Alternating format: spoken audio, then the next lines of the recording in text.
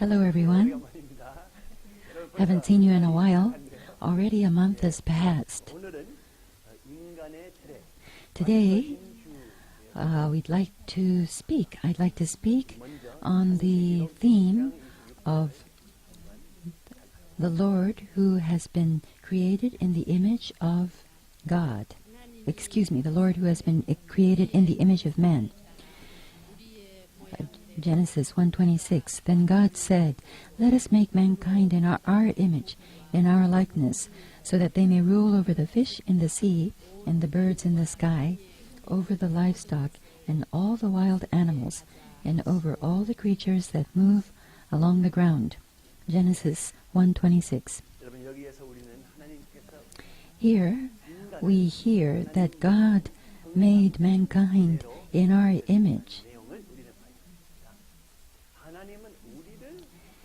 God created human beings according to the shape and the image of God.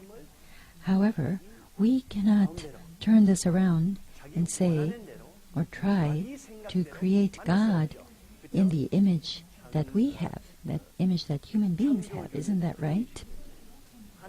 God is the creator, and so God created us in His image.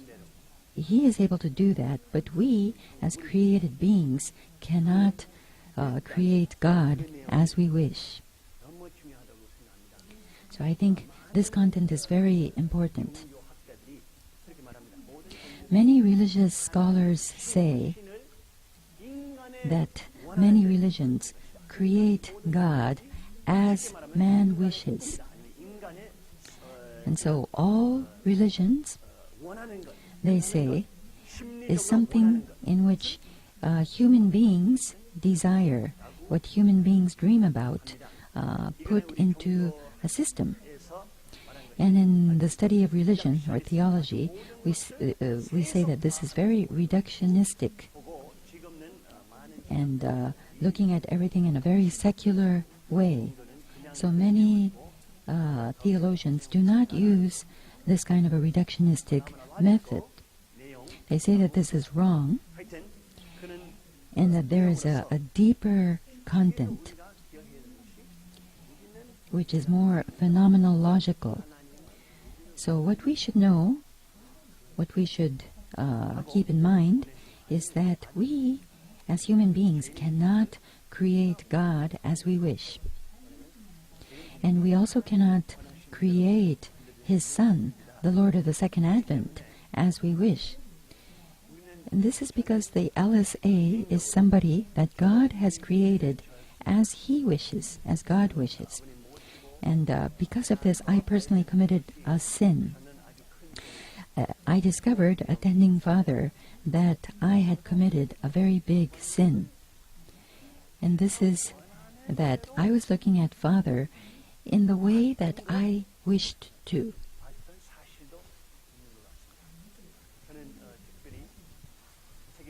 I was looking at Father in the way that I wished to.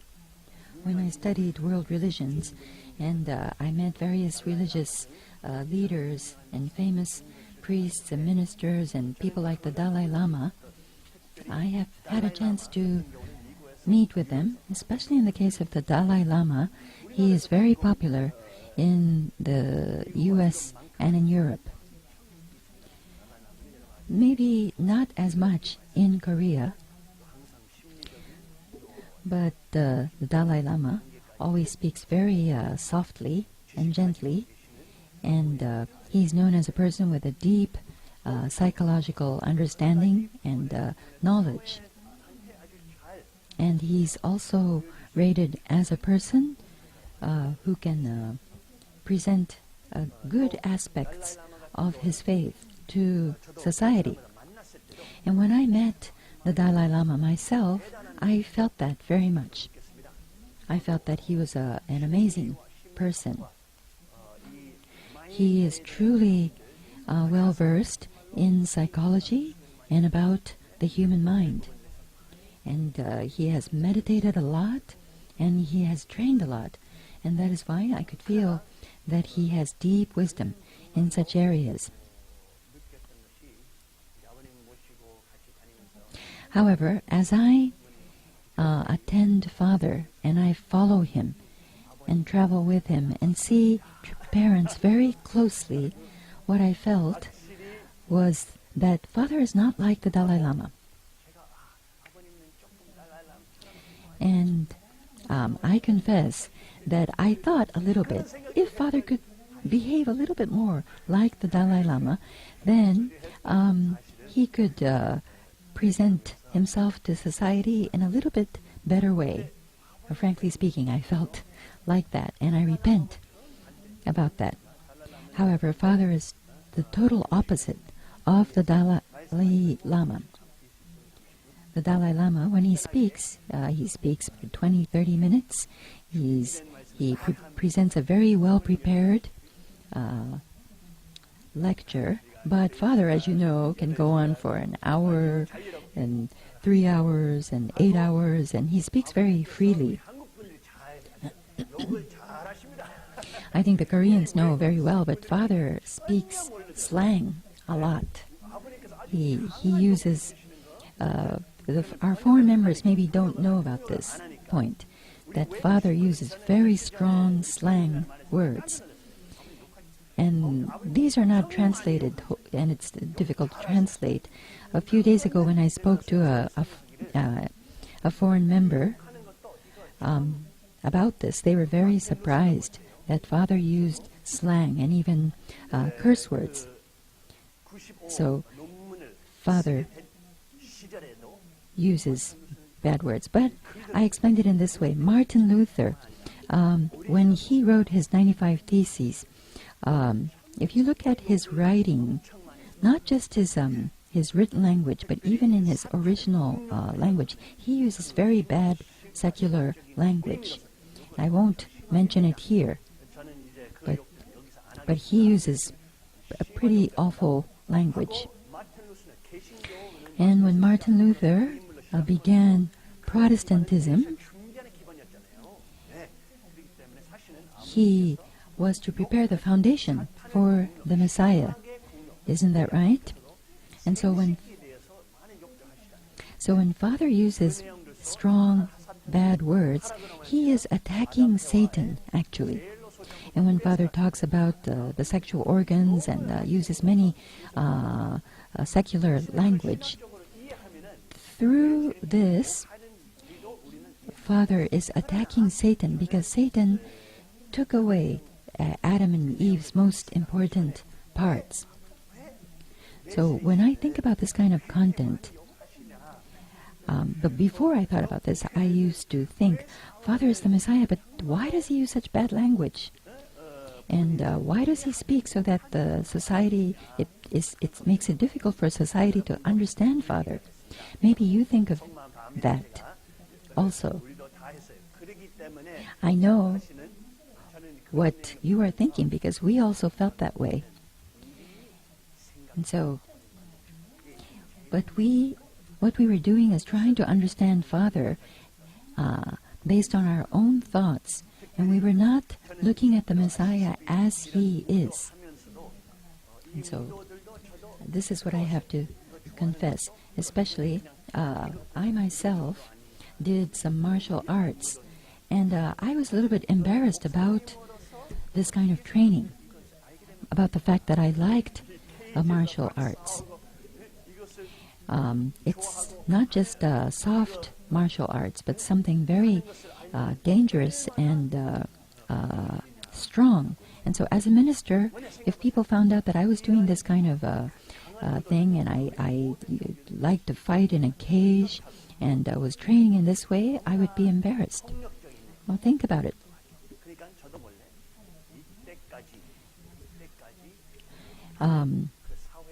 People would say that this kind of strong martial arts is not necessary for religion, and they would say that it was violent.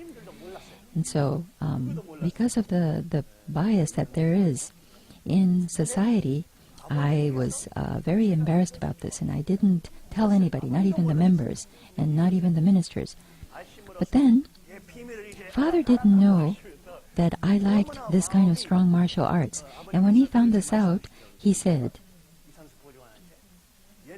to his assistant, now I know his secret, and I feel relieved that he can do something like this.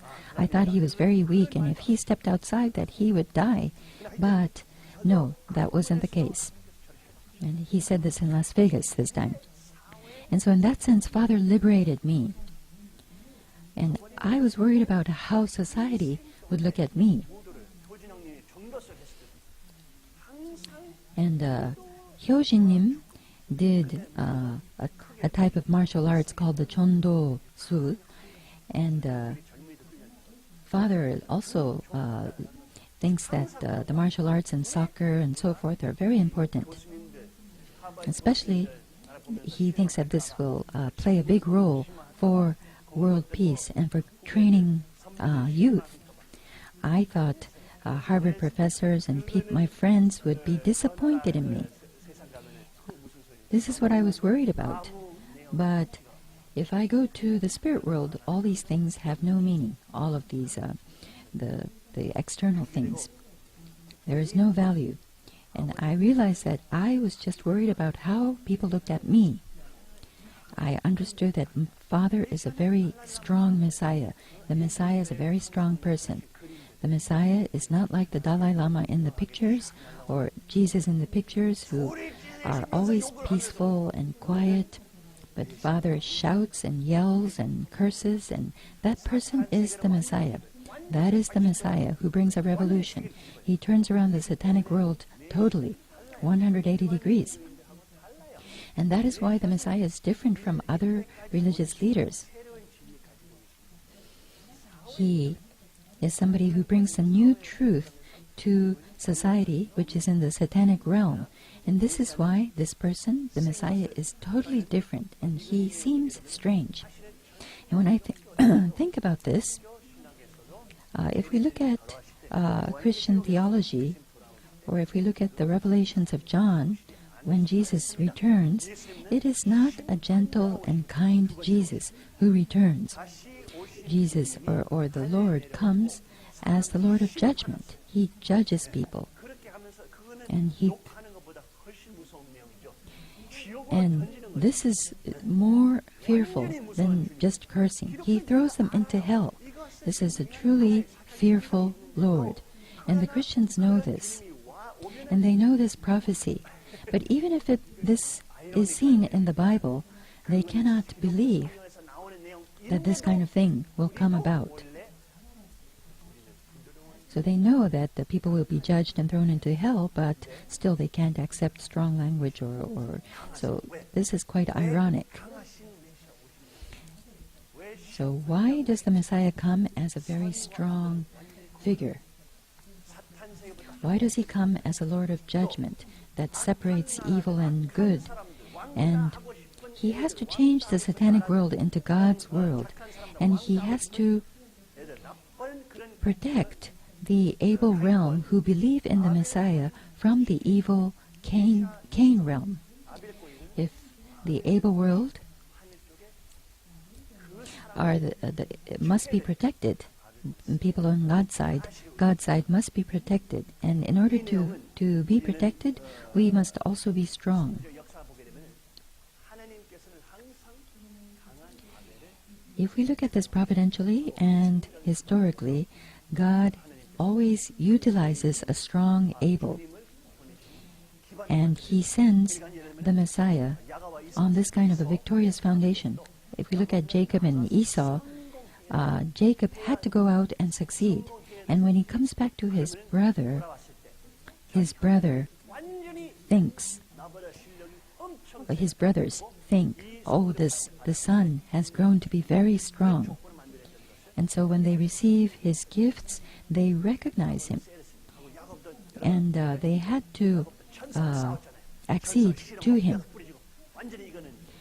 And we can find this, that Jacob must be strong. And Jacob also fought with the angel. He wrestled with the angel and broke his bone, and this must have been the mixed martial arts. This was a Brazilian jiu-jitsu. Jacob fought the angel with Brazilian jiu-jitsu. And so in this way, Jacob had to be strong. And Joseph who is the son of Jacob, what happened to him? He became a prime minister and the second man in Egypt. He was right under the prime minister, and he had much power. He was very strong. As you remember, Joseph said, or the brothers sold Joseph. However, time passed and he became a prime minister, and one day the brothers came asking for food and for help, and Joseph pretended that he didn't know his brothers. And then what did he do? He attacked his brothers, saying, who are you? Are you spies? You should be thrown into jail. And so the brothers were thrown into jail, and he judged them. The brothers didn't remember Joseph's face. And so even if... but as Joseph treated his brothers in this way very strongly, behind he must have been weeping. And he had to show them that his Abel realm was stronger than the Cain realm. And so as a condition, he received Benjamin and his father, and finally he was able to bring life to that family. He made that family live, and on the national level or on the racial level, he created a strong foundation to receive the Messiah. And so God desired a strong Joseph, and because Joseph was victorious, such a foundation was able to be built. The same with Moses. Moses was the grandson of the king, but he left the palace and he tried to lead the Israelites. But Moses used his kingship in the position of the Abel. And if he had done that, he would have been able to liberate the Israelites much earlier, and he would have been able to change the country completely. However, Moses chose the weak way instead of the strong way, and because he could not utilize the kingship in the right way, he went the way of the course of the wilderness. And so, if he had followed the way what Father said, then Moses, if he had chosen the way of the strong Abel, he would have been able to evade the wilderness course, and he would have been able to set up a condition to liberate the Israelites. And if we look at Joshua, then we also see the situation, the story of Caleb and Joshua.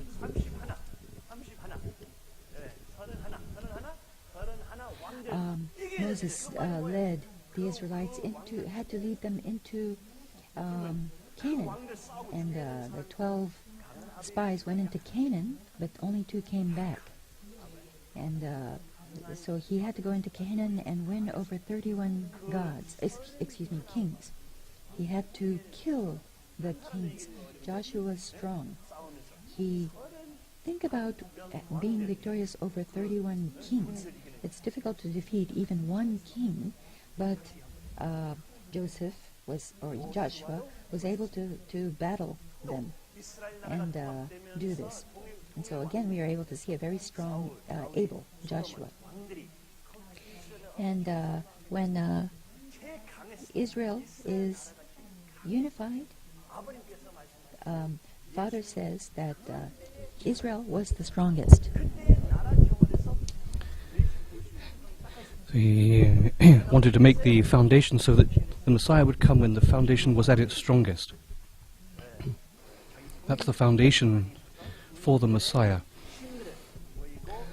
But there were many wives who came into the temple, and they brought their many gods into the temple and forgot our God.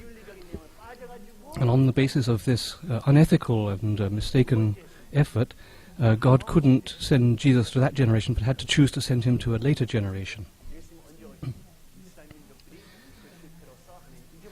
What happened when the people of Israel erred, made a mistake and forgot God? They became a colony of Rome. And then what happened to Jesus under that situation of Israel being a colony of another country? Well, Jesus was a very strong person. He was a revolutionary. You heard about that, right? Jesus said, sell your belongings. He said, sell all your things. And at some point he said, you should buy a sword. He said, put away your family and follow me. And then he turned over the tables in the temple that the money changers were using.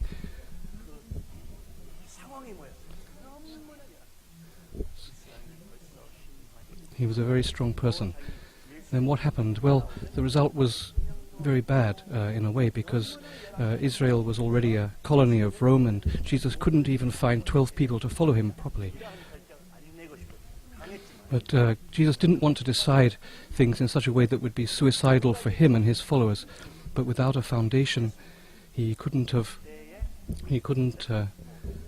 do more, and he had to go the way of the cross. Two groups were involved with Jesus' death. First was religion, and the second was the government of Rome. These two groups, the religion and the religious people and the government, were supposed to have supported and followed Jesus, but in fact they opposed him. And it was the same with True Father. Who was it who put Father in prison? It was exactly the same two organizations, the same two groups. The religious leaders, for example, in the communist countries, and also the government also persecuted Father. For example, the Japanese government that had annexed Korea. Father went the 7 course of the 7 deaths and resurrections, falling down 7 times and getting up every time. Now, only if in the First World War could the Allied able nations gain victory could the Messiah be born, and only if they could win in the Second World War could he begin his public mission. So the nations that are involved, the able nations in the First World War and Second World War, America, Britain and France, and the Cain-type nations in the First World War, Turkey, Austria and Germany, and in the Second World War, Germany, Italy and Japan. But if the Second World War had been won by the Axis powers, then Japan might still be the owners of Korea today. And Hitler might have slaughtered everybody who didn't have blonde hair and white eyes throughout Europe. So it's very important that because these 3 nations were able to unite and win, and they were able to protect the future, able to make it possible for the Messiah to carry out his public mission. And because they won, then the free world was able to win. So the able realm has to be strong, and only when they win can it allow and enable the Messiah to carry out his mission. As I am now training in my martial arts with a well-known UFC Ultimate Fighting Championship coach, he's training me. He's a professional fighter, and I explained to him how we as Unification Church are different from other religions. Many other religions are saying that if you get hit on one cheek, then you should offer the other cheek. So how are we different from that? I told him that we don't actually say that in our faith. In 1951, Father wrote the original divine principle, and he said that that Jesus had said, if you are struck on one cheek, then turn the other cheek. His reason for saying this was in order to sow the seeds of love, the seeds of true love. But in fact, now is the time when that love is to be harvested and everything is to be returned back to God. This is the time when the Lord comes at his second advent. So Father said clearly, if we are struck by the Cain realm, if the Cain realm strikes the Abel realm, then the Abel realm should strike back, and then must win over and defeat and lead Cain to God. This is a very different attitude. This is very different from other religions. Up to now, religions have taught to the world a certain way. Please to be gentle, to be non-violent, to be mild, even to be weak. You must be pure, and you must pray and meditate. And if you do that, But I've done much meditation, as you may know, and I actually developed it quite a lot. And I was really passionate about it and doing 10 or 12 hours sometimes during the day. Well, I learned that by investing myself.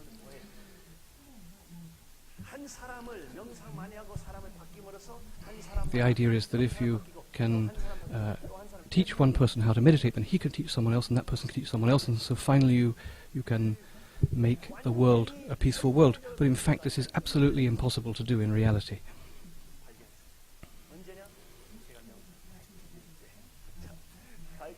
When I taught meditation to others, I realized that this was impossible.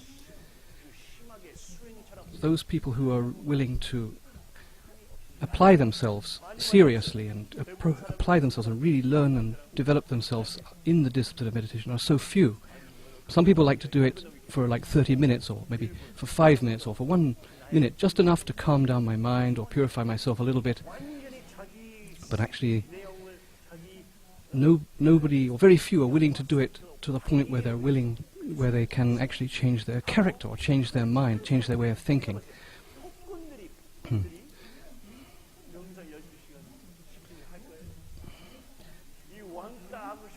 This is something that gentle people like to say, but what about those in the schools who tease and bully other people? Are we able to change them through meditation? Are they going to sit down and learn how to meditate and control their violent impulses?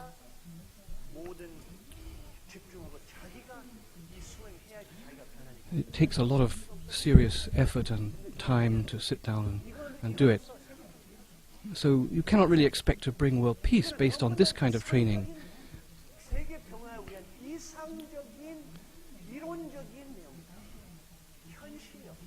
You cannot really do this in the real life.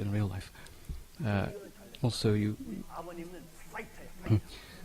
Unification Church has a different approach. Actually, Father is a fighter, as you may know. He fought against the Japanese annexation. He fought against communism. He fought against Kim Il Sung. He fought against Gorbachev even, and so he's always a fighter.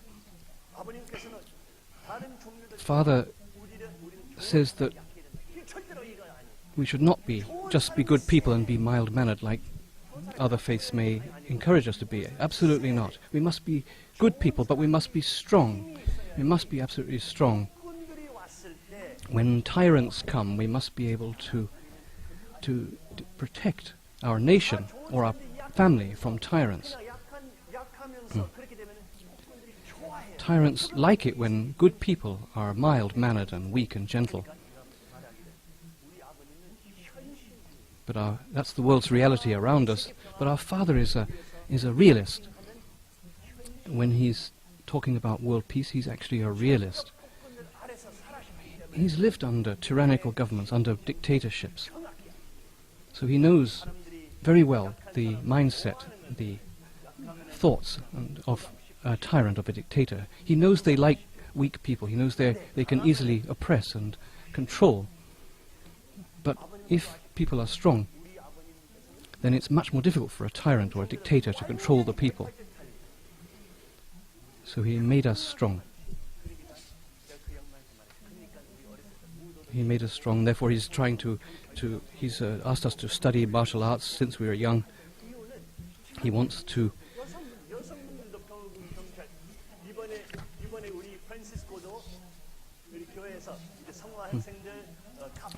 He wants to teach not only the young people but also Carp students, Songhua students and women how to defend themselves through studying martial arts, so they can protect themselves. And he wants people to become members of the peace army and peace police that can protect. And that time is coming. We have this brother called Francesco here who is teaching already the younger generation, teaching Carp.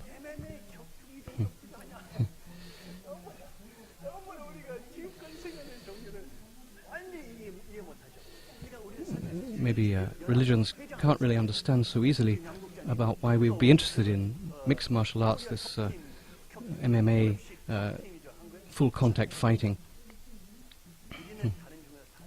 But we are different from other religions.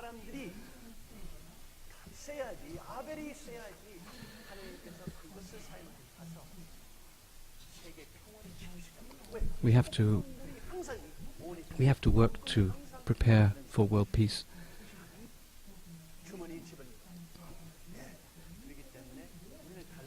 And we are very different in that way, that we are learning how to fight for that.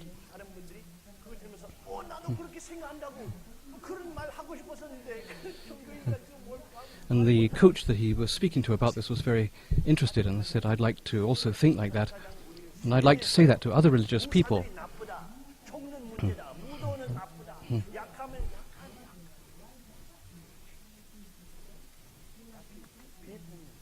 Satan has brainwashed the people, in a sense, the archangel, saying that those who fight are bad and guns are the problem, martial arts are no good, it's okay to be weak.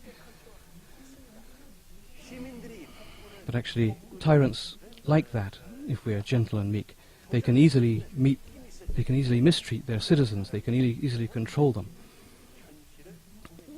If the citizens can challenge the tyrant, he can't take over the country, as we can see. So Father is different. Father has taught us differently.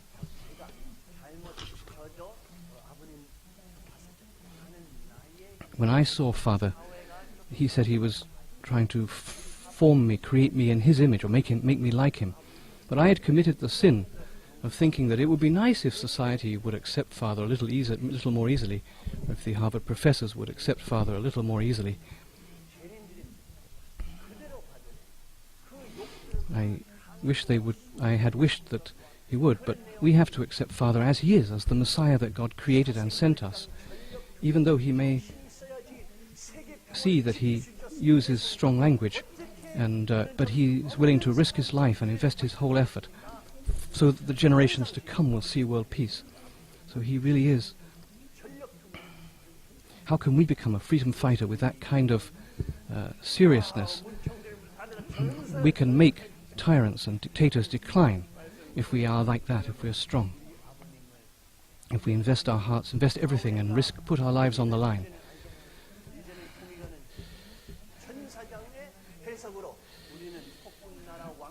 We can say in the future that Father was a legend. We mustn't be ashamed of true Father. If we had applied his teachings in our own way, like in the archangelic point of view, we could have easily created a dictatorship ourselves, but we are changing our analysis. We are making a country of freedom and ideals, an ideal world of freedom. And we can only do that when the citizens of a nation are more free, and where therefore there is greater responsibility. We have to become members of the peace army and peace police who are responsible to exercise that responsibility based on freedom.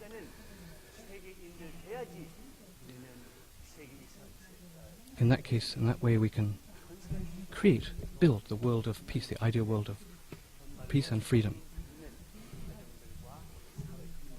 And we can build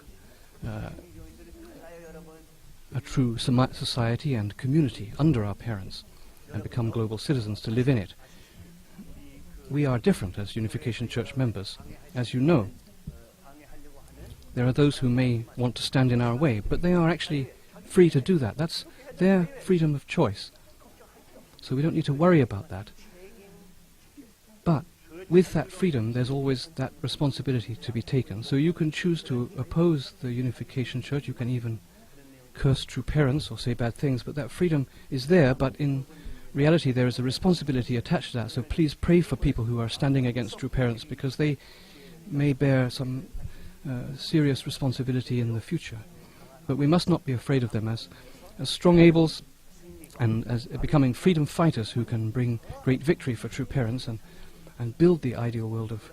we will build the ideal world of freedom.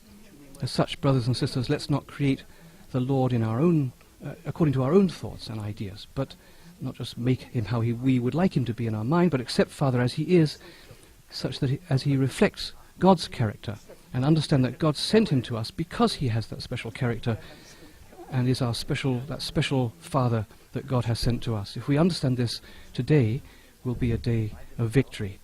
Let us end with, I would like to end with the words of our true parents. This is from the original Divine Principle Father wrote in 1951, the coming of the Lord of the Second Advent.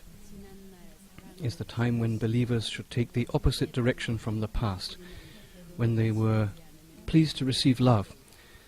Now we should have a different attitude. This is because when God loved us in the past, it was time to sow seeds, but now, after the coming of the Lord, at his second advent, it is the time to harvest. Therefore, if you love someone who is not in the bosom of the Lord, the returning Lord, it is as if you are still sowing seeds at the harvest time. Then heavenly love could be nullified. That is to say, this is a time when we should erect heavenly righteousness, even if it means to strike those who strike us on the cheek, rather than responding with the kind of love that would require us to turn the other cheek. This is so because those who belong to heaven should advance on those who do not belong to heaven. In other words, it is time when we Abel-type heavenly people should fundamentally restore Cain-type non-heavenly people by having them follow and obey so that God can claim them.